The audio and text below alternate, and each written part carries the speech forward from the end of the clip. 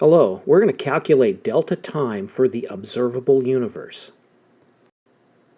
The Hubble constant is about 67.8 kilometers per second per megaparsec, and this is based on the recent Planck mission. A megaparsec contains approximately 3 times 10 to the 19th kilometers.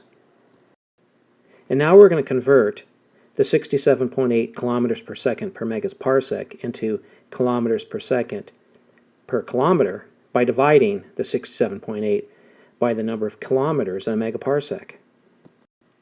And notice that we can express the Hubble constant h as 2.197 times 10 to the minus 18th per second. There's no distance here. The distances have canceled out. We make the claim elsewhere that the Hubble constant can be expressed as the fractional increase in the energy of the universe. That is, delta E sub O divided by the energy of the universe is equal to the Hubble constant. We can rearrange the equation and express delta E sub O as the Hubble constant times the energy of the observable universe.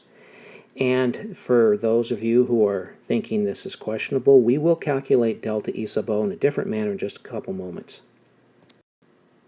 The time-energy uncertainty relation is delta E times delta T is equal to h bar over 2.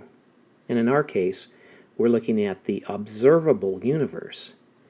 We'll rearrange the equation to get delta T sub O is equal to h bar divided by 2 times delta E sub O.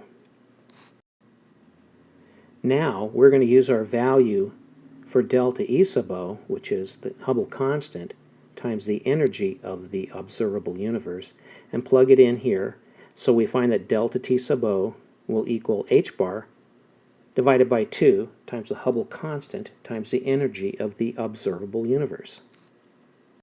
And now we'll do the math. We have a value for h bar. We have a value for the Hubble constant, which we just calculated.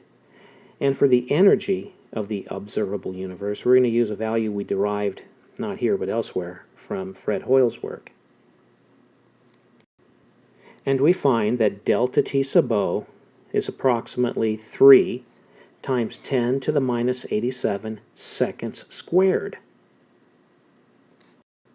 So we're going to take the square root of delta T sub O,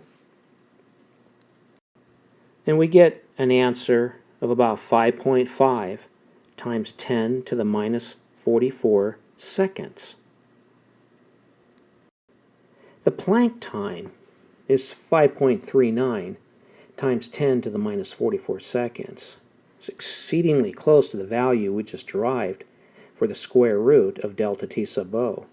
And we're going to make the claim that delta T sub O, delta time for the observable universe, is the Planck time squared. We're going to look at a different way of calculating delta E sub O. If we take the energy of the observable universe and divide it by its age, these are the values, we get about 1.83 times 10 to the 52 joules per second. If we take our delta E sub O here and divide it by the energy of the universe, and the values here, we get the Hubble constant. And this is what we'd expect because the energies cancel out, leaving again a dimensionless number per time. And additionally, 1 over the age of the universe is the Hubble constant.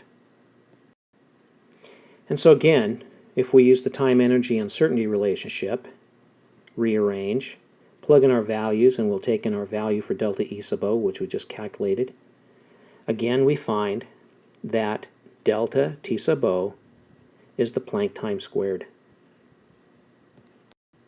And there's more information at the website jimtasano.com. Thank you.